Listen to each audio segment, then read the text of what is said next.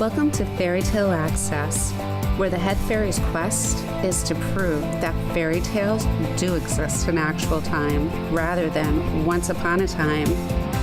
Together, we will unravel the heroes, young and old, who turn dreams into reality. These are the people who still believe in happily ever after. The discoveries will bend even our most cynical non-believers into believing in fairy tales.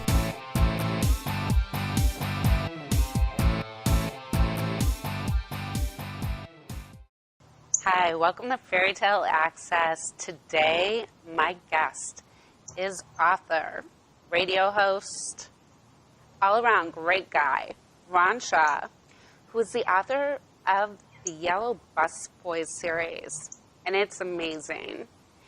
This is a book that'll make you cry, that'll make you happy, that'll just make you embrace being a little boy. What a great book. Welcome to the show. Thank you for being here. Oh, thank you for having me, Denise. It's great to be here with you. And that was a fun book to write. I got a lot of baggage off of that one. Yeah, because it's based on a true story, right?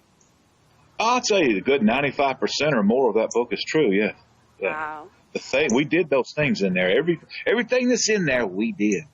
Everything that's in here, you guys did? We did. Yeah. Wow. True.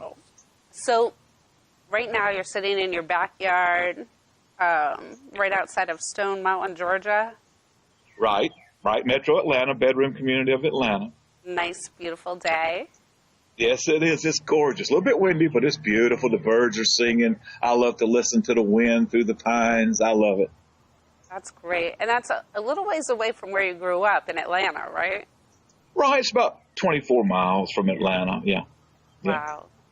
So you grew up in one of the tougher areas of Atlanta at the time, right? In 1965 about?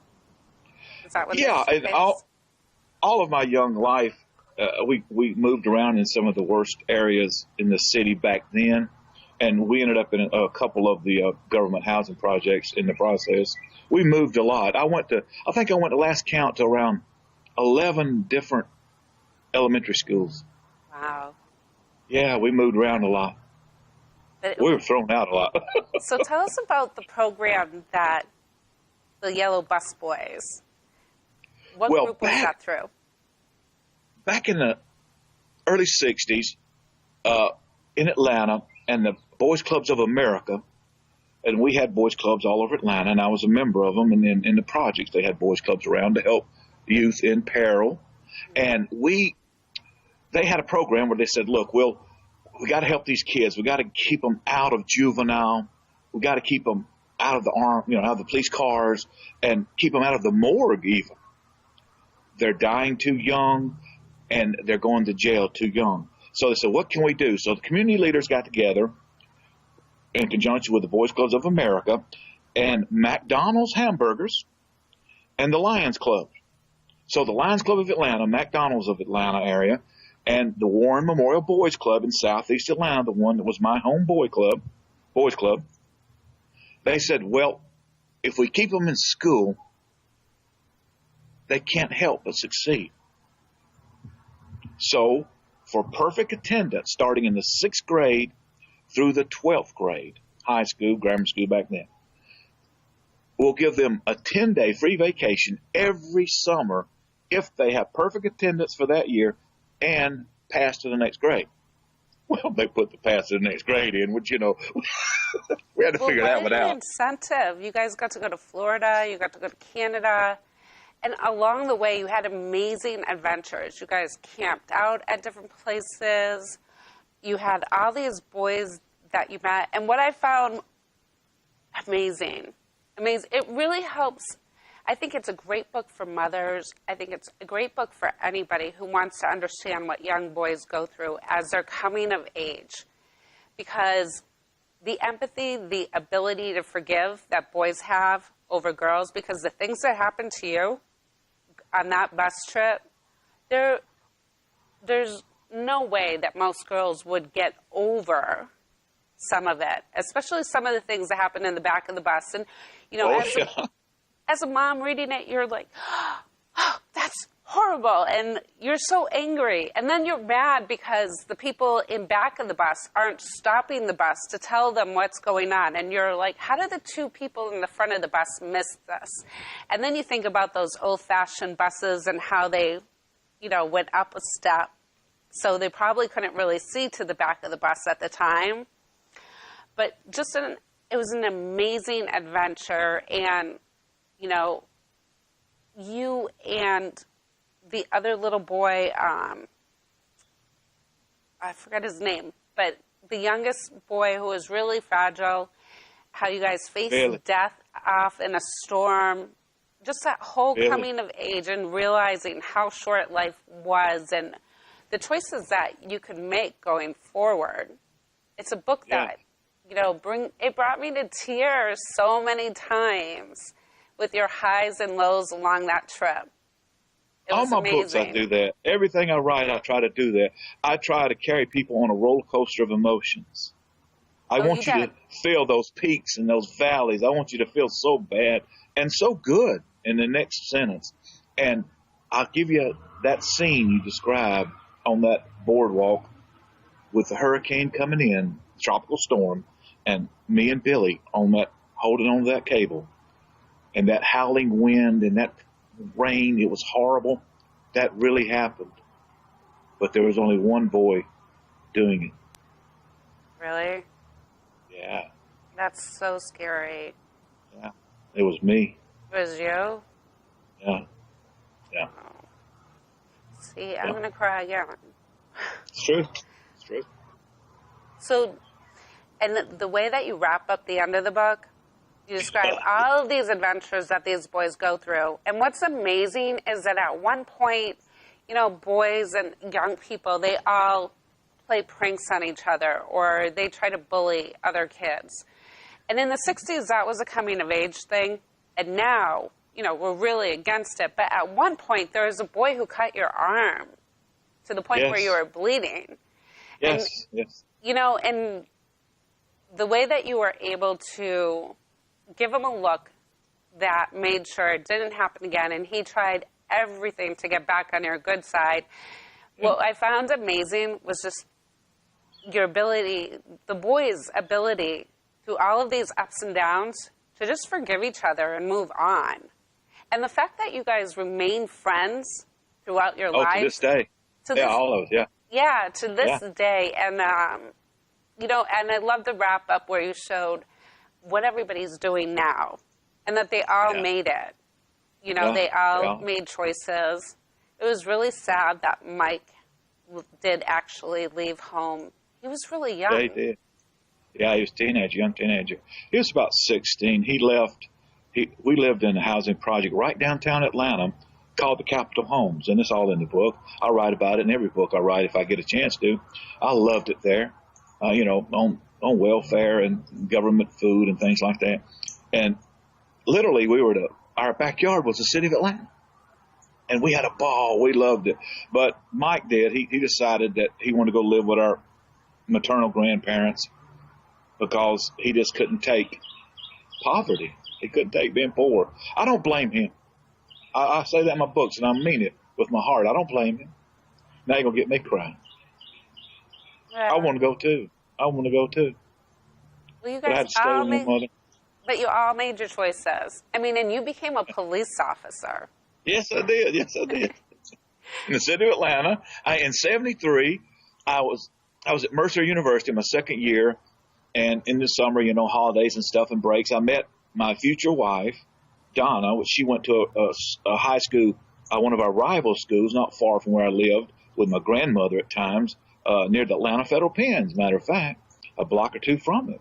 And my wife lived about a mile from the penitentiary. So we were introduced to each other through a mutual friend, and we started dating. But I was going away to Macon, Georgia in college, and she was at West Georgia College on the west side of Georgia, and I was down on the south of Georgia. Well, we'd get together. So I fell in love, and I had to transfer back to Atlanta. I went to Georgia State University, and I was getting married, so I needed a real job. I was in school still, and I opened a paper one day, and a big page headline, become an Atlanta police officer, $727 a month, and we'll pay your way through college. Wow. Wow. I'd never in my life thought or wanted to be a policeman, but I did that, and when I became one, I loved it. I initially wanted to be an attorney growing up, or a teacher, or a football coach, or coach. But attorney, I was leaning toward being an attorney at Mercer. And once I became a police officer, I saw both sides, both benches, Mm-hmm. and the person behind the big bench. And I decided this legal thing's not for me. They all seem the same.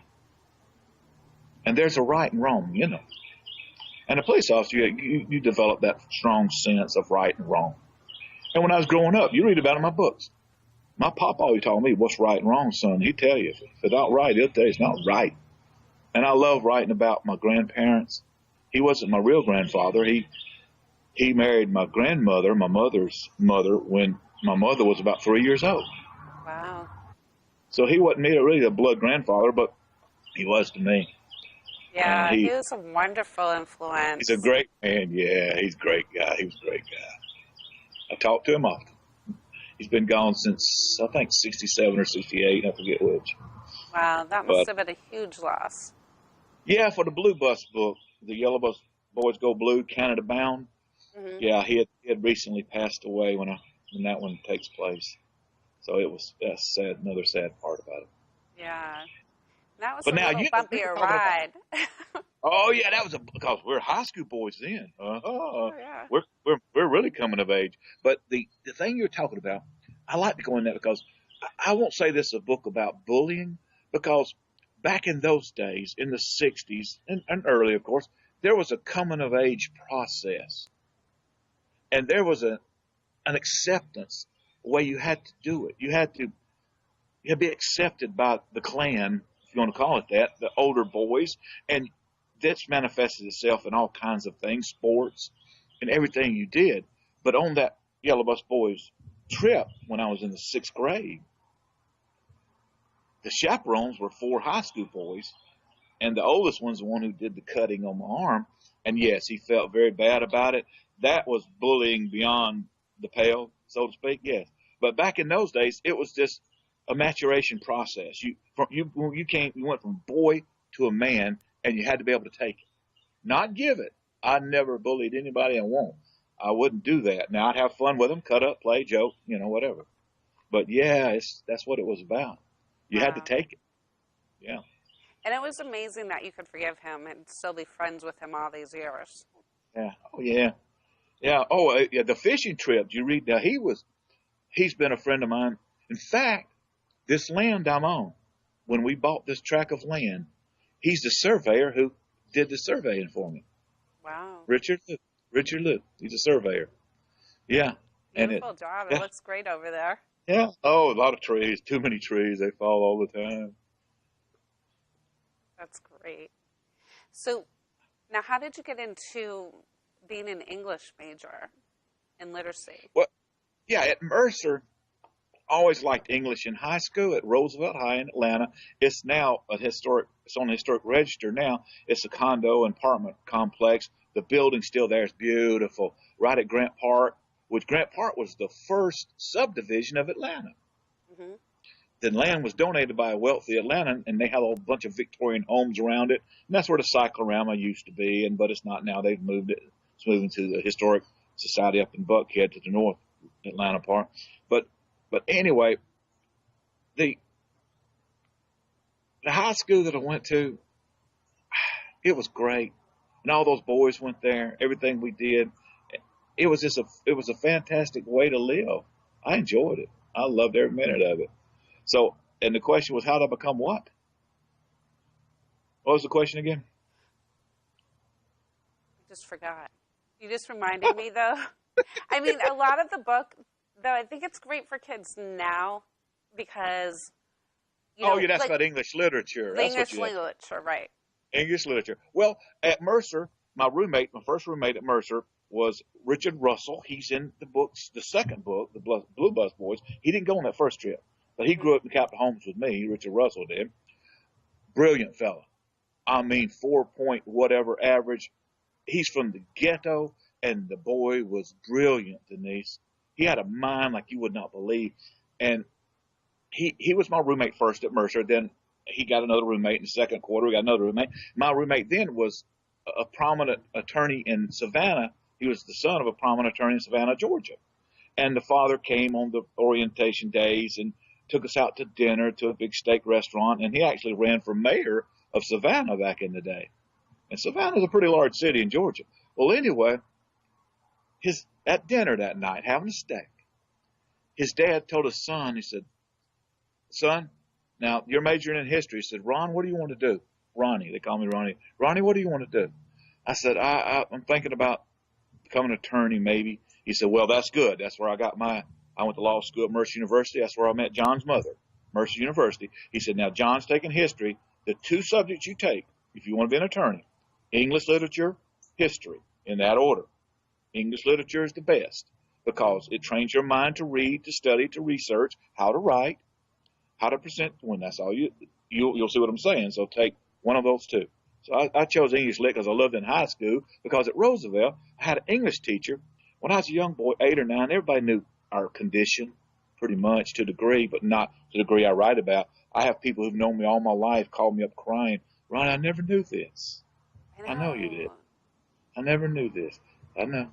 Well, we tried to hide it. We tried to keep it hidden.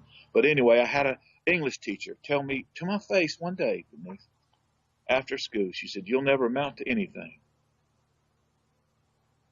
Mike, your brother's the only one's going to amount to something. You, Linda, and Thomas will never, you won't amount to anything, Ronnie. Those are not the type of teachers we need. That killed me, Denise. I made it my mission that day. Probably why I took English literature. I wish she was still alive. I'd send her my books. And I'd say, thank you, because your statement is what spurred me on. And that's true. Wow, that's good. Take a negative, make a positive. There you go. I think that you show that to people and you show them how to take that route. Yep. And then what's great about you and meeting Ronnie at 10 years old is that you knew the difference between right and wrong. You knew not to weigh down fish. You knew that you'd caught enough. You knew that you'd make enough being honest. And that everybody has choices, and it's the choices that you make that define who you are. But it's such a great book for children in the 4th and 5th grade to start. I think that's a great age for them to start reading this book. And it appeals to everybody. Well, now as you say that, I thought about that when I was, when we were doing it, saying, well, what age group what's the youngest age should read this? And I thought it was a little bit too much for the 6th, 7th graders now, but maybe not. Say, there's my phone. I told you it'd ring, but well, but it's it'd be a great book for people, high school, grammar school. I think it would be a little, going through the process, coming of age, learning who they are, and what's expected of them, and how to act, and how to be treated and treat others. Exactly. That's what. Yeah. So they can see the difference.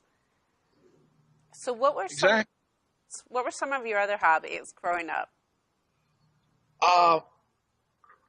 Well, in poverty, it's hard to have a hobby. But my grandfather, who's in the book, we call him Papa, he would take me fishing. He would teach me, Denise, unbelievable man. He would answer any question I asked him, any question. And he'd do it seriously and honestly and forthright. He wouldn't hesitate. And I write about that a lot because he would. I would ask that man some questions at a young boy that he would just look at me and go, son. I mean, and I can remember them to this day, but that's what I'm talking about. You got to have mentors in your life. Every child needs mentors. They need someone, if not to look up to, someone that'll put a hand out and you take it and say, thank you. That story I write in there about, you remember when they sent us to the families to have night's sleep in a real home, in a real bed That was on the trip. great. That Yeah. really happened. Yes, yes. Those people they lived on a golf course. I didn't know it. But my grandfather would take me fishing. Had a little farmette that hid on his brother's farm property. Would go out and plant things and harvest it, and I'd help him on his route. He had his own business. He supplied cakes and pies and sandwiches to stores and college students on campuses, and I got to see a lot of diversity living where I did, of course. Hmm. And with him, he was he was the most loving man. Loved everyone. It didn't matter who you were, where you were, what your station was. He'd help you. He'd give you food, and, and just smile as he's doing it. And he taught me that. He said, "Son," and when I write about you, you know what I'm talking about. You've You read it. do.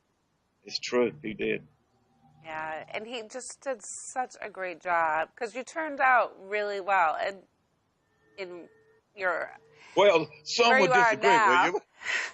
No, I mean you grew up to be a wonderful man who really gave back to the community, and through the books, you really help us understand how little boys think and the things that you're thinking about, and all the crazy things that you wonder about, and Yeah. what really goes on. But So, you know also let me throw this in.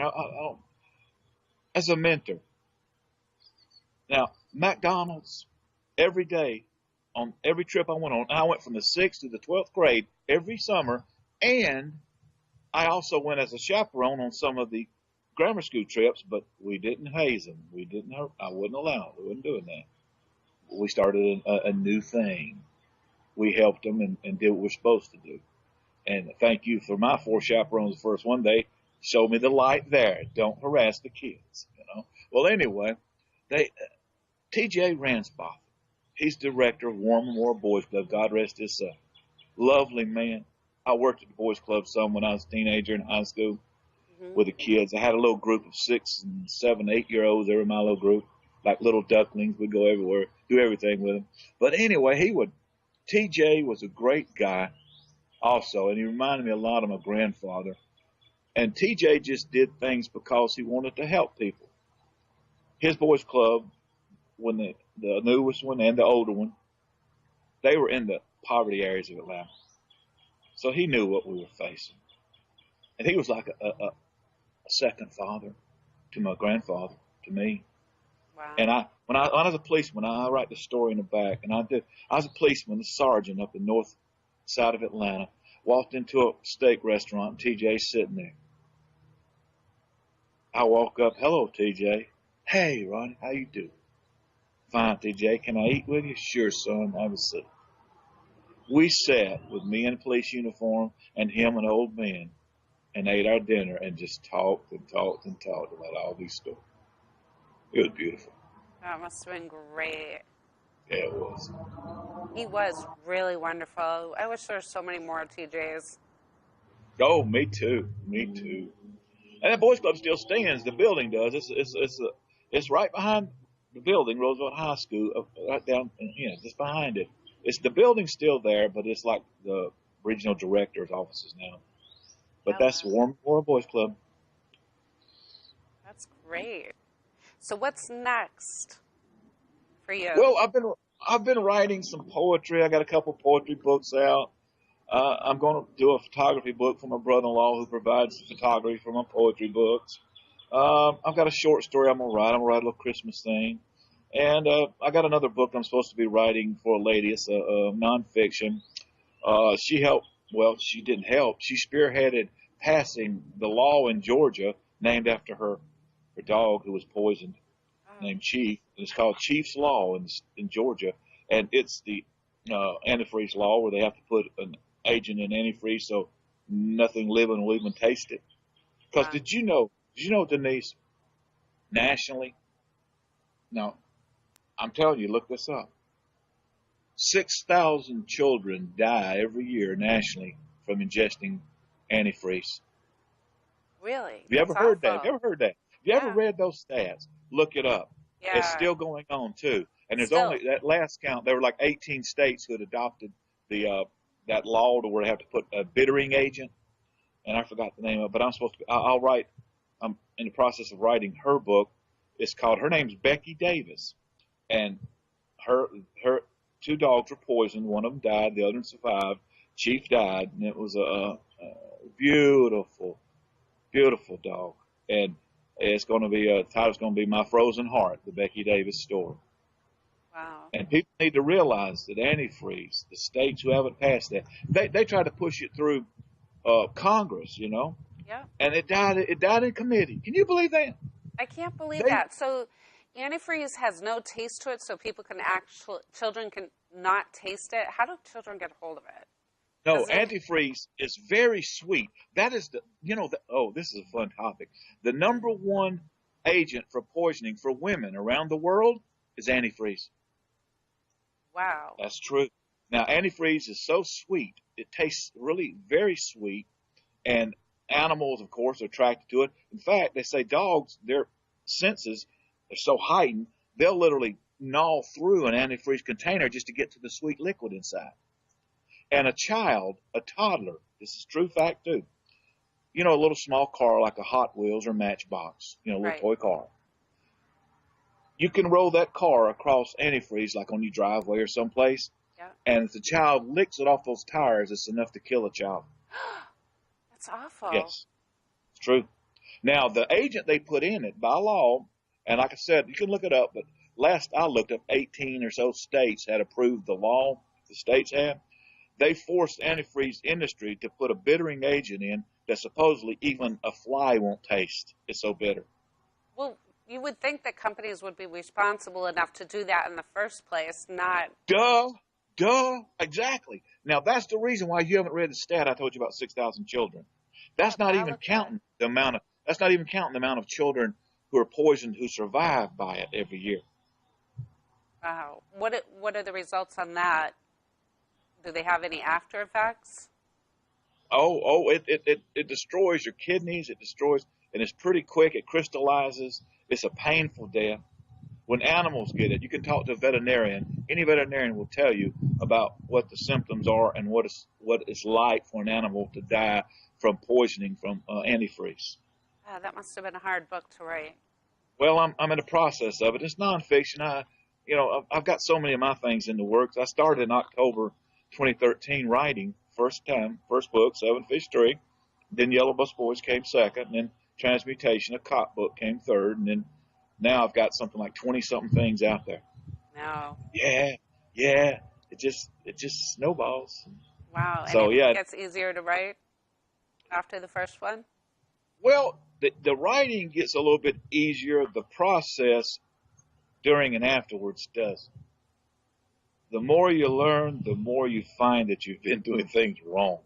Oh, And no. that, yeah. Like for example, in my early books, they were done by a publishing company, Tate Publishing. They did my first three books, Yellow Bus Boys, Seven Fish Tree, Yellow Bus Boys, and Transmutation, The Life of a Twisted Cop. Now, the Transmutation book, that's for adults. It's the real deal. It's like no other police book you'll read. I Wow. That's guarantee. next on my list then. But now it's adult. And it's adult because of language and what happens to police officers. It's adult because what we have to go through, what we have to see, what we have to deal with, the tragedy, the language, the treatment on both sides, people against people, people against us. So yeah, it's raw, it's real, it's true, it's shocking. And Wow. so that's the first three books, and they're by Tate Publishing. Then I started going indie style. I said, well, I can do this. I can learn this. I can learn. So I did. And now, with the help of beautiful people from my radio show, Denise, and you'll be on Monday evening with me this coming Monday from 8 to 9 p.m. Eastern Time. The people who've been on my show, authors, publishers, musicians, actors, actresses, beautiful people.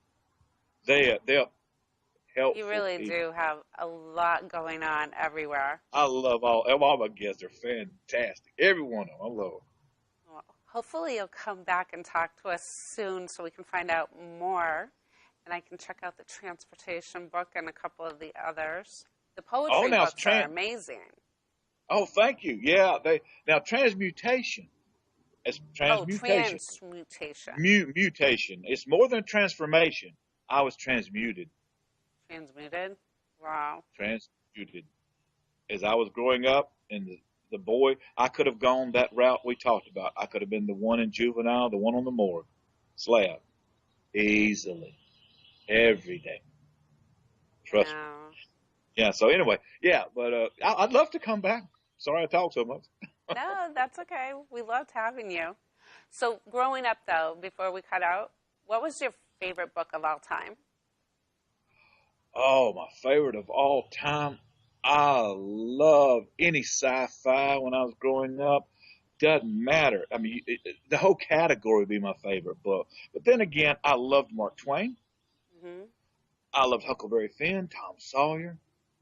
I loved Connecticut That's Court. because you boys were Huckleberry Finn and Tom Sawyer. That's right. That's right. Oh, I learned that in comics, when I was living in the projects, I would sort of hide away and read comics or books. During the summer, we had a program where you'd read a book for the summer, in school. Read a book. Well, then you go back to school the next, first day of school the next year, and then you'd have to go to the librarian who had the program, and you'd have this big board that you'd write a synopsis of the book you just read. In the eighth grade, when I went in eighth grade, she said, "Okay, Ron, your seventh grade summer, after your seventh grade, write the synopsis of the book you read." I filled the board up practically with all the science fiction books I'd read. She couldn't believe it.